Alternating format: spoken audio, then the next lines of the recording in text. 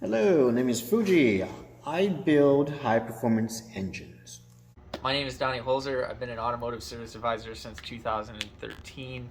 My name is Mitchell Oswald. Work as a journeyman technician for Subaru.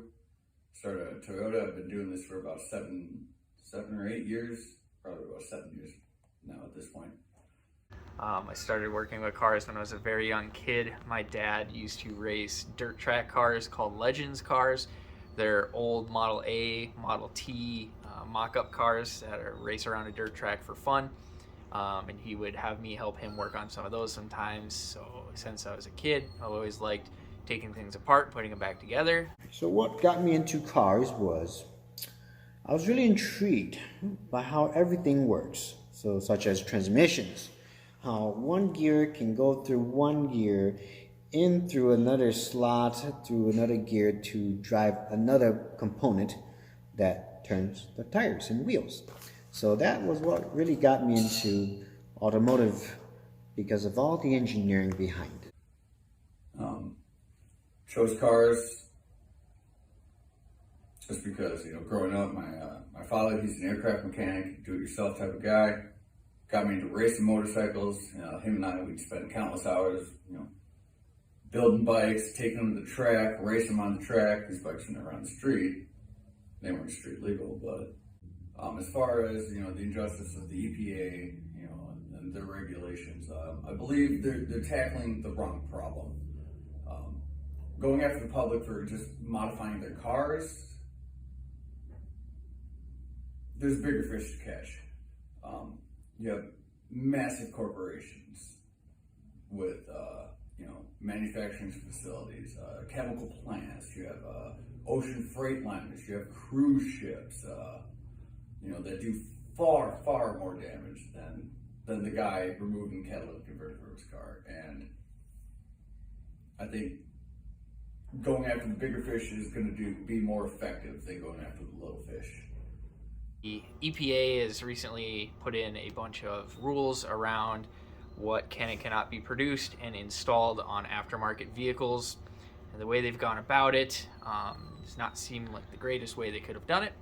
There are a lot of things into place for the companies that manufacture these products, like Cobb and other companies that make tuning products or exhaust products, specifically avoiding catalytic converters and whatnot.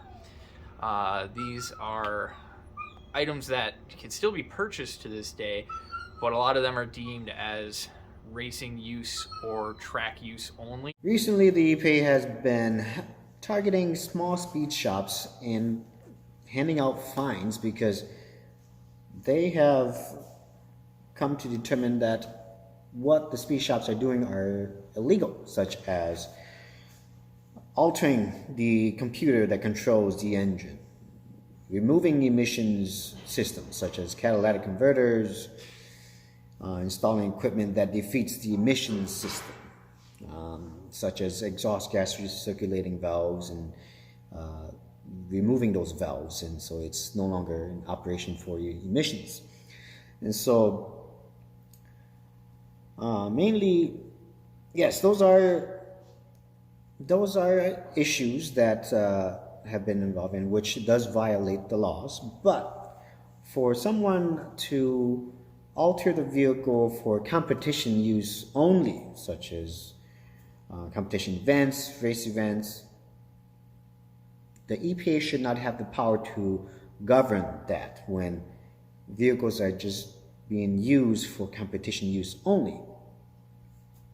Because if that's the case, it would mean no different for the teams that are in the American Le Mans, the ones that use a vehicle that they can purchase from the manufacturer and turn it into a race car. The EPA is trying to say we cannot do that to a certified street car.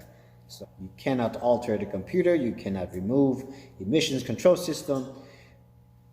But when this is a competition car where it's not even driven on the street,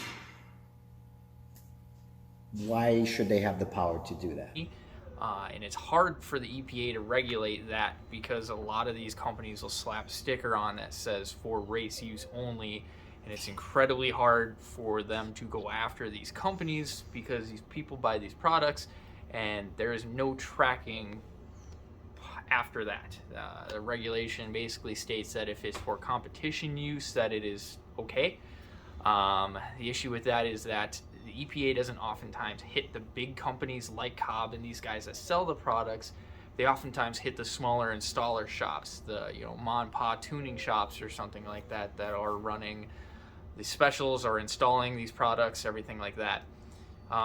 Instead of going after a $5,000 fine per purchase of these pieces, they could easily work with lawmakers and, for instance, put out a tax on all these products, a high tax, something similar to what they do with cigarettes, and use that money to directly funnel that back into the infrastructure of electric cars, because the EPA is really pushing electric vehicles now. They could take all that tax money and directly funnel it back into infrastructure, because we're still probably about 10 or 15 years away from having a solid infrastructure where everybody can drive at their leisure an electric car and be able to charge it.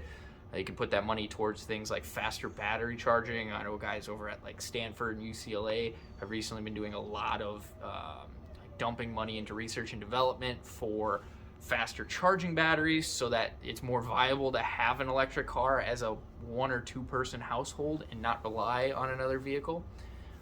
You could then again take that money, push towards those guys, give them grants for studies and all that stuff. We could try to further the production of those, and that would greatly offset the amount of gases produced by the couple of race teams or your average weekend tuner kid who wants to make his car go faster or something like that. That would be how I would personally look into handling this. So those are my 2 cents, I guess. Thank you. So I'd say the bigger issue to tackle than aftermarket mods and the aftermarket scene is to address the big corporations and the way that they dispose of their waste, the way that they handle their environmental impact. And that's just kind of my thoughts. Thank you.